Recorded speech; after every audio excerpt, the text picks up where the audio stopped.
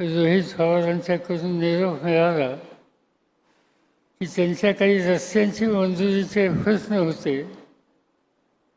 गडकरी साहेबांच्याकडे ते गेले आणि गडकरी यांनी सांगितलं की अहमदनगर जिल्ह्याच्या दृष्टीनं जे काही प्रस्ताव आहेत ते मी मंजूर करेन, पण त्याच्या सुरुवातीला शरद पवारांनी यायला हवं आहे.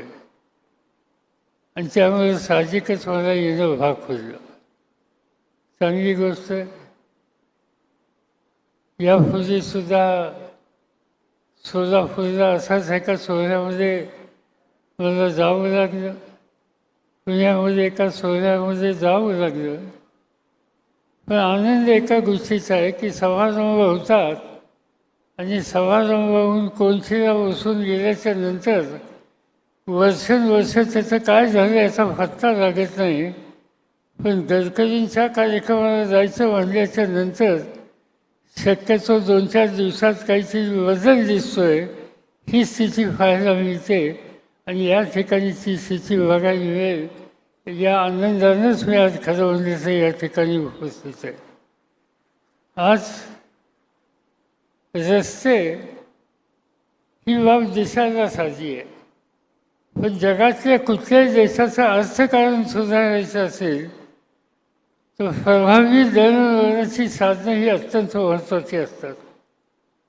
मग ती रस्त्याची वाहतूक असेल, ती समुद्रातली किंवा नदीतली वाहतूक असेल किंवा आकाशातली वाहतूक असेल, या सगळ्या वाहतुकीमध्ये रस्त्यावरची वाहतूक ही समाजाच्या व्यापक हिताच्या दृष्टीने अत्यंत महत्त्वाची असते.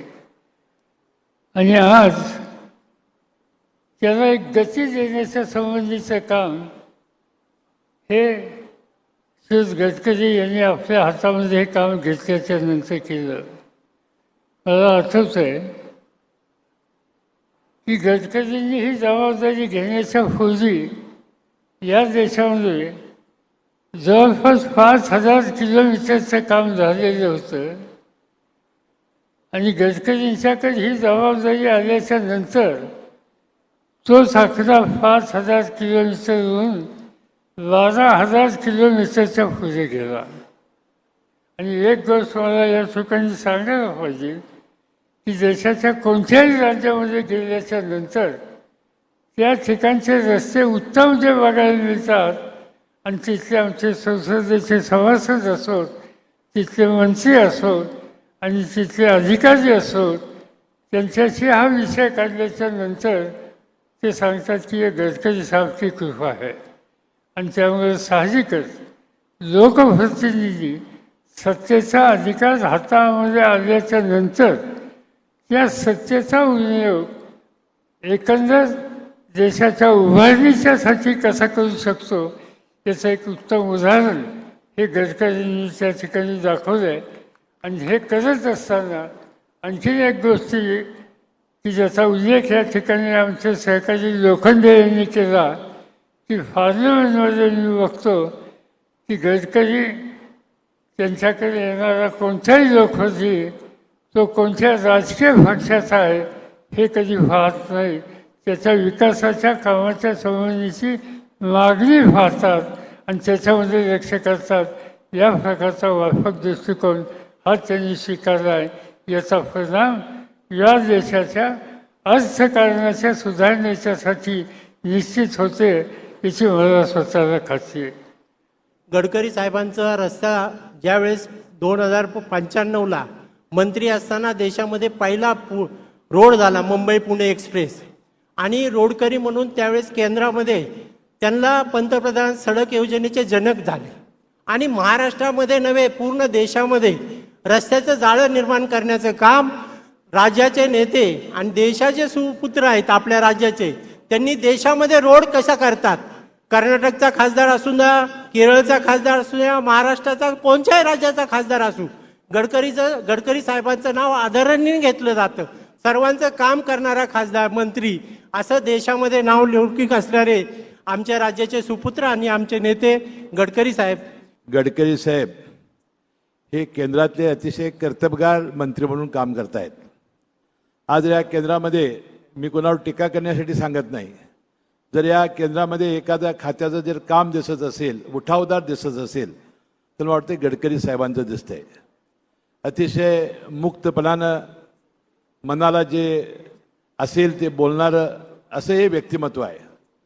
ज्यावेळा मी राज्याच्या मंत्रिमंडळामध्ये होतो आणि गडकरी साहेब विरोधी पक्षनेते होते, त्यावेळा तरी सातत्यानं त्यांनी अनेक वेळा आमच्यावर भडीमार करायचा, परंतु ते सातत्याने म्हणायचे, कदाचित तुमच्या पक्षाचे आणि आमच्या पक्षाचे वैचारिक मतभेद असतील, आपण वैचारिक विरोधक असू, परंतु आपण एकमेकाचे शत्रू नाही, अशी भावना त्यांची सातत्यानं असायची.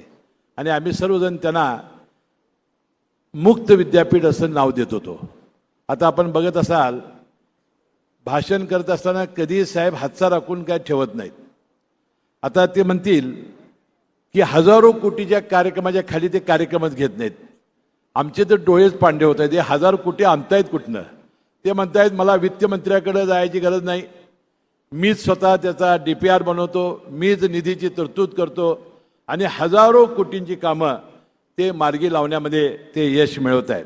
या भविष्य काळामध्ये सुद्धा या सर्व देशाच्या प्रगतीमध्ये ज्या पद्धतीने पवारसाहेबांनी कृषी मंत्री म्हणून काम केलं, आपल्या बळीराजाला या देशामध्ये त्याच्या श्रमाला आणि कष्टाला हिंमत मिळवण्यासाठी जे काम केलं, मला वाटते आपला देश हा आयात करणारा धान्यामध्ये देश होता, तो निर्यात करणारा बनवला.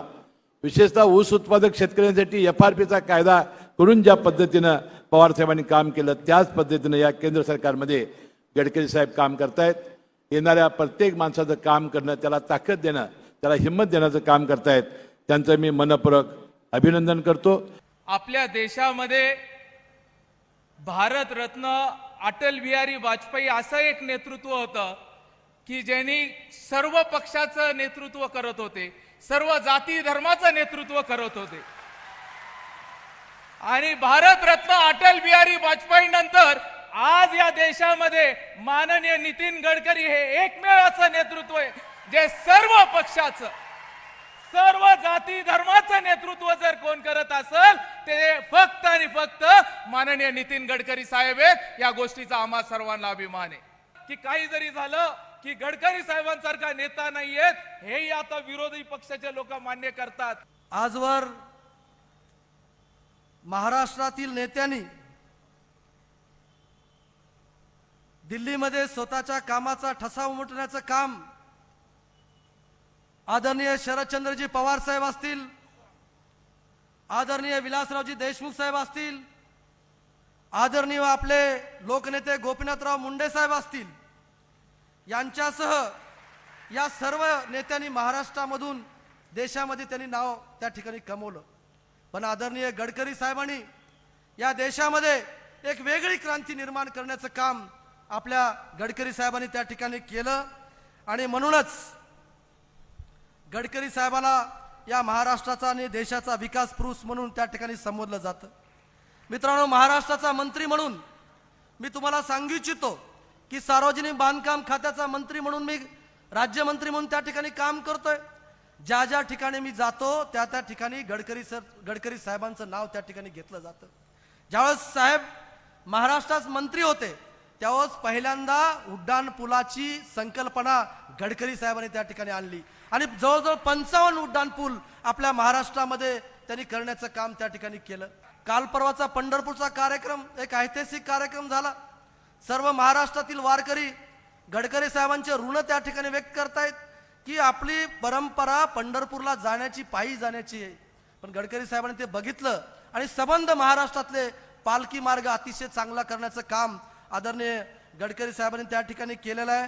सातत्यानं आम्ही आदरणीय पवार साहेबांकडे ज्यावेळेस या मागण्या आम्ही त्या ठिकाणी घेऊन जातो त्यावेळेस पवार साहेब सातत्यानं आम्हाला सांगतात की या देशामध्ये हरित क्रांती नाईक साहेबांनी त्या ठिकाणी केली आणि पुढे घेऊन जाण्याचं काम आदरणीय शरदचंद्रजी पवार साहेबांनी त्या ठिकाणी केलं. आणि या देशामध्ये खरी रोडची क्रांती जर कुणी केली असेल तर ते गडकरी साहेबांनी संजय त्या ठिकाणी केलेला आहे. आणि तुम्ही जावा, तुम्ही त्यांना भेटा, ते सर्वसामान्य कार्यकर्ता जरी त्या ठिकाणी गेला मागणी घेऊन तर गडकरी साहेब कधीही कुणालाही निराश करत त्या ठिकाणी करत नाही. गेले अनेक शतकं ऊन वारा पाऊस रस्त्यातील काटेकुटे खड्डे खळगे यांचा कसलाही विचार न करता आपली परंपरा ही जोपासणारी आपले हे वारकरी, मग त्याच्यातले अनेक साधू संत यांच्या मार्गावरती असलेले सगळे अडथळे दूर करणं हे आपलं कर्तव्य आहे. आणि या कर्तव्यामध्ये आपण पुढाकार घेतलेला आहात आणि मी जाहीर वचन देतो की महाराष्ट्र सरकारकडून कोणतीही कमी आम्ही कोणत्याही पावलावरती राहू देणार नाही. प्रत्येक पावलावरती आम्ही तुमच्या सोबत राहू. या वारीचं दर्शन मी स्वतः घेतलेलं आहे. मी दर्शन घेतलं एवढ्यासाठी म्हणतोय कारण आपल्याला बहुतेक जणांना कल्पना आहे की काही वर्षांपूर्वी मी स्वतः ही वारी आणि त्या वारीची फोटोग्राफी हेलिकॉप्टर मधून केली. मोदी जी सच कहता हूं, जैसे मान लो की एक भक्ती सागर आगे जा रहा है. ते जे काय दृश्य मी पाहिलं आपल्या विठू माऊलीचं विराट दर्शन म्हणजे काय असतं ते दर्शन मला तेव्हा दिसलं. डोळ्यामध्ये मावत नाही, कॅमेरा तर सोडा, कॅमेरा खूप छोटी गोष्ट आहे, पण डोळ्यामध्ये मावत नाही. आणि मी मगाशी ऐकत होतो अनेक ठिकाणावरनं या पालख्या येत असतात आणि या पालख्या म्हणजे जणू काही नद्या सागराकडे वाहतायत असंच ते दृश्य असतं. मोठमोठ्या नद्या, छोट्या मोठ्या नद्या या सागराकडे वाहतायत असं ते दृश्य असतं. आणि या नद्या जिथे एकत्र येतात ते पहिलं म्हणजे शेवटचं मोठं रिंगण असतं ते वाखरीचं. नितीनजी, ही गोष्ट आपण एक अत्यंत चांगली केली, अत्यंत चांगला निर्णय केला की वाखरी ते पंढरपूर हा मार्ग सुद्धा मोठा करण्याचा निर्णय घेतला. हा अतिशय महत्वाचा निर्णय, कारण सगळ्या नद्या तिथे येतात आणि तिथेच एक मोठा भक्तिसागर होतो. भक्तिसागरच म्हणायला पाहिजे, दुसरा शब्द मला तरी काय सुचत नाहीये. आणि या पालखीचा थोडासा अनुभव मी पायी सुद्धा घेतलेला आहे. ज्याने हा अनुभव म्हणजे इथे वारकऱ्यांच्या बाबतीत तर काय बोलायचंच नाही, पण खास करून राजकीय नेते आणि इतर शहरी लोकांबद्दल मी म्हणतोय की आपण एका वेगळ्या दुनियेत राहतो, ऐहिक सुखाच्या मागे लागतो, पण हा आपला वारकरी समाज जो आहे तो त्याच्या पलीकडे गेलेला आहे. मी बघितलं, स्वतः बघितलं, थोडं सगळं तर काय पावलं चालता येणं शक्यच नाही, पण थोडासा जो काय त्यांच्यासोबत चालण्याचा प्रयत्न केला, देहभान हरपून म्हणजे काय ह्याचा प्रत्यय तिकडे येतो. अक्षरशः देहभान हरपून हे एकच म्हणजे पाण्याला खळखळाट असतो, पण ह्या भक्तिसागराच्या पाण्याला एक विठू नामाच्या गजराचा एक सुंदर नाद असतो. ते नाद, तो नाद ब्रह्म, त्याच्यामध्ये आपल्याला सुद्धा जोपर्यंत आपण त्याच्यात असतो आपणही देहभान हरपून जातो. रस्ते तर चांगले असलेच पाहिजेत, पण हा जो भक्ती मार्ग आहे त्या मार्गावरून आजपर्यंत आपल्या देशाने वाटचाल केलेली आहे आणि ही वाटचाल पुढे सहजतेने व्हावी याच्यासाठी आज आपण पुढाकार घेतला. त्याच्यावर खरोखर तुम्हाला मनापासून धन्यवाद देतो. आणि हे काम लवकरात लवकर पूर्ण होण्यासाठी मला खात्री आहे विठू माऊली हा आशीर्वाद दिल्याशिवाय राहणार नाही. अशी आशीर्वादाची एक वाटचाल, संस्कृतीची वाटचाल ही अधिक सहजतेने व्हावी त्याच्यासाठी या घेतलेल्या कार्यामध्ये पुन्हा एकदा सांगतो, महाराष्ट्र प्रत्येक पाऊली आपण राहिल्याशिवाय राहणार नाही. आपल्याला माहिती आहे की जगाच्या पाठीवर नवीन नवीन काय तंत्रज्ञान वेगवेगळ्या क्षेत्रामध्ये आलेलं आहे, त्याची प्रभावी अंमलबजावणी आपल्या भारतामध्ये, आपल्या महाराष्ट्रामध्ये झाली पाहिजे. हे ध्येय आणि उद्दिष्ट ठेवून मला वाटतं की आजच्या घडीला डिसिजन मेकिंग नेता म्हणून आदरणीय गडकरी साहेबांचं नाव आपल्याला त्या ठिकाणी घ्यावं लागेल. अतिशय निर्णय क्षमतेने असलेले हे नेते आज त्यांच्या शुभ हस्ते या विविध प्रकल्पांचं लोकार्पण सोहळा संपन्न होतो आहे. मी साहेब आपला आभार व्यक्त करतो आणि निश्चितपणे नाशिक मुंबई हा जो काही आपला नॅशनल हायवे आहे तो कॉन्क्रिटीकरणामध्ये व्हावा अशी मी आपल्याला या कार्यक्रमाच्या निमित्ताने विनंती करेन. मला चांगलं आठवतं की हिंदू हृदय सम्राट शिवसेना प्रमुख माननीय बाळासाहेब ठाकरे साहेबांनी गडकरी साहेबांचं नाव रोडकरी ठेवलेलं होतं आणि संपूर्ण देशामध्ये आज रस्ते उभं करण्याचं काम आदरणीय गडकरी साहेबांच्या माध्यमातून संपन्न होतं आहे. या गोष्टीचा मी आनंद व्यक्त करतो. आपण भूमितीचं पुस्तक जेव्हा चाळतो तेव्हा भूमितीच्या पुस्तकामध्ये आपल्याला चौकोन सापडतो, त्रिकोण सापडतो, षटकोन सापडतो, अष्टकोन सापडतो, परंतु भूमितीच्या पुस्तकामध्ये दृष्टिकोन सापडत नाही. तर जेव्हा आपल्याला हा प्रश्न पडतो की भूमितीच्या पुस्तकामध्ये दृष्टिकोन का नाही, तर त्याचं उत्तर असं आहे की दृष्टिकोन हा भूमितीच्या पुस्तकात नाही, तर तो भूमिकेमध्ये असतो आणि हीच भूमिका घेऊन गडकरी साहेब काम करतात. आणि म्हणून देशामध्ये सगळ्या नॅशनल हायवेचं जाळं आपल्याला जे आज बघायला मिळत आहे त्याचं एकमेव कारण काय असेल तर गडकरी साहेबांनी भूमिका घेतली म्हणून देशामध्ये हे जाळं आपल्याला बघायला मिळत आहे. कारण आपल्या देशाची संस्कृती आहे वसुदेव कुटुंबकम, म्हणजे पूर्ण विश्व हे माझं कुटुंब आहे असं मानणाऱ्यांपैकी भारत देश आहे. आणि नागपूर फक्त माझा मतदारसंघ नाही तर संपूर्ण देश हा माझा मतदारसंघ आहे असं समजून काम करणारे कोणी मंत्री असतील तर ते गडकरी साहेब आहेत. एखाद्या शहराला आपण मेट्रोपॉलिटन शहर बोलतो. का बोलतो?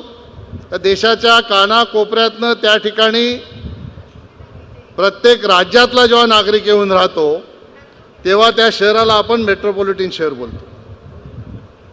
पण तुम्ही जर गडकरी साहेबांच्या मंत्रालयात गेले तर तुम्हाला ते मोठे मेट्रोपॉलिटन मंत्रालय बघायला मिळेल.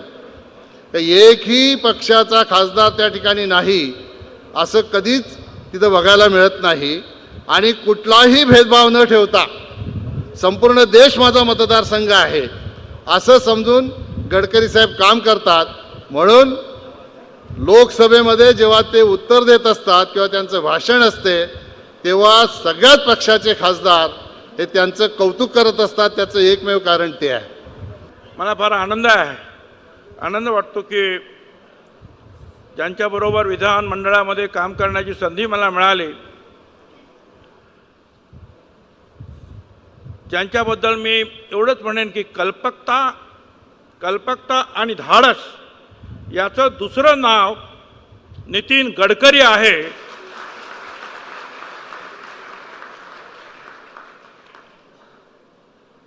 आता असं आहे ना की कल्पना येतात, लोक देतात, पण करू की नको कुटरुंगू चालतच आहे ते. आणि मग ते मंत्रीपदावरून रिटायर्ड होतात तोपर्यंत काही निर्णय लागत नाही. नागपूरला ते 2 टायर 3 टायर रस्ते आहेत त्यामुळे ते बघितले. जरा नाशिकमध्ये पण येऊ द्या की.